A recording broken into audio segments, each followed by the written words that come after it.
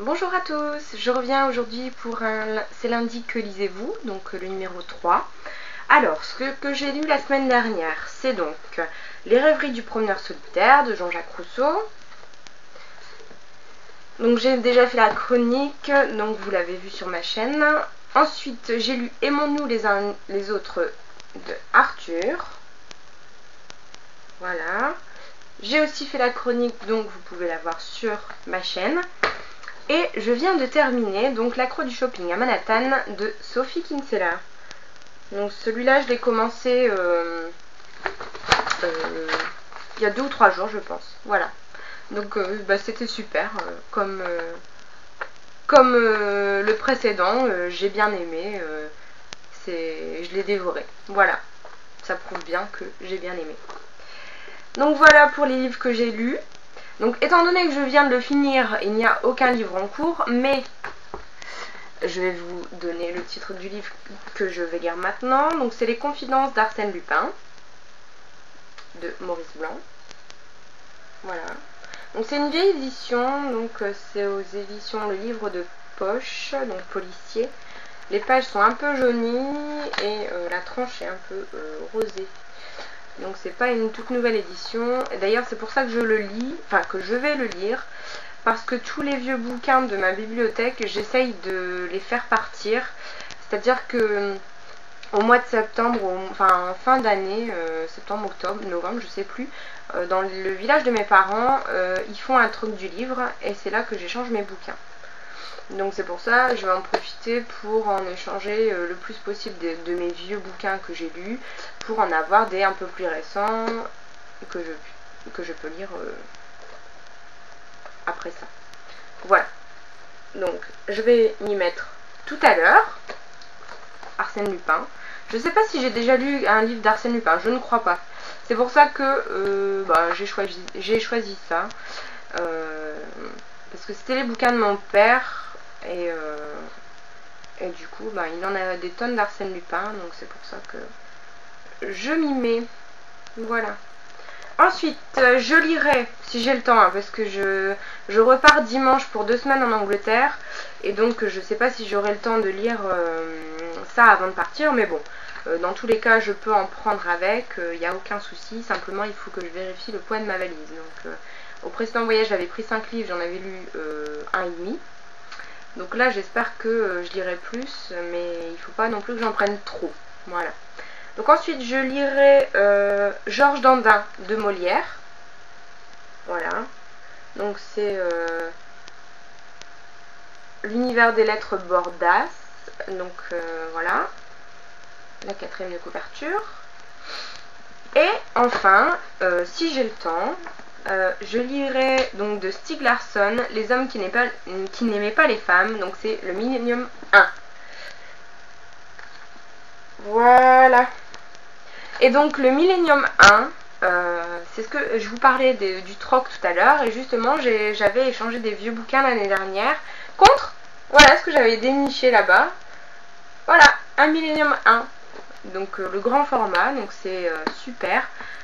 Par contre bon, je l'avais acheté en livre de poche précédemment, donc en fait je l'ai 2 fois. Mais je préfère quand même garder le plus grand, enfin le plus grand format.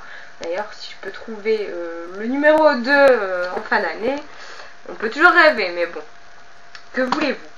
Voilà, je vais peut-être vous lire la 4e de couverture donc d'Arsène Lupin pour savoir un peu ce que je vais lire.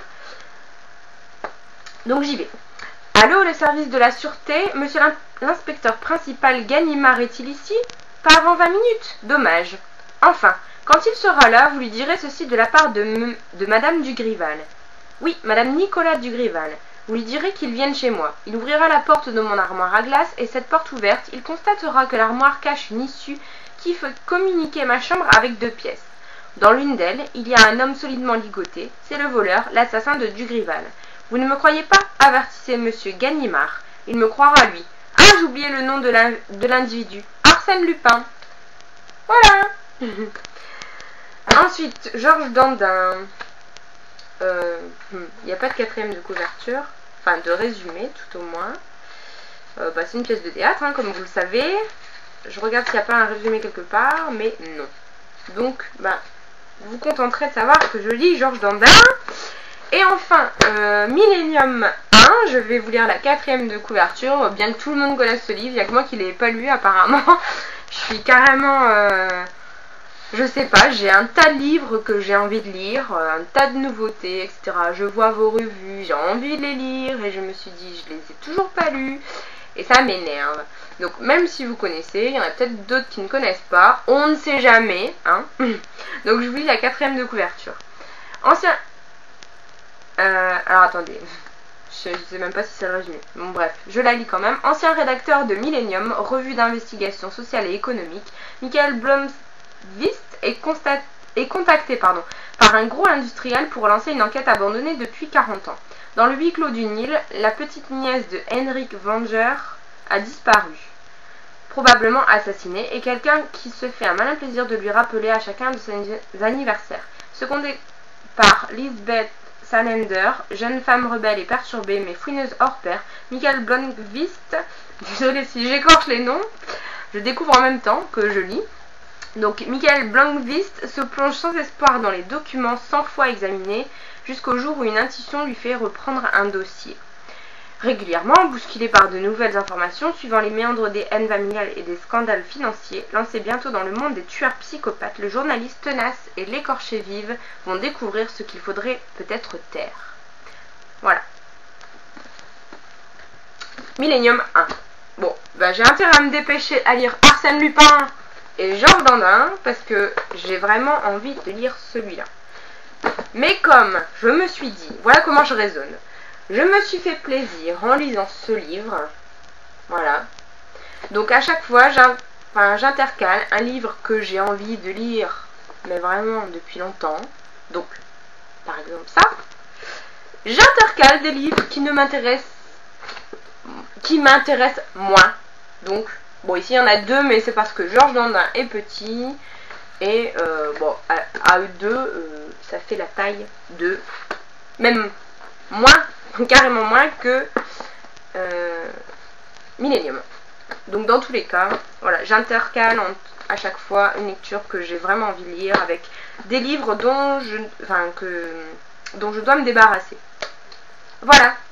Bon, bah écoutez, j'espère que cette revue vous aura plu. Je vous fais des gros bisous. Et de toute façon, je reviens ce soir ou demain pour vous donner mon avis sur l'accro du shopping à Manhattan de Sophie Kinsella.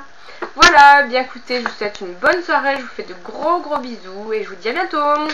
Ciao!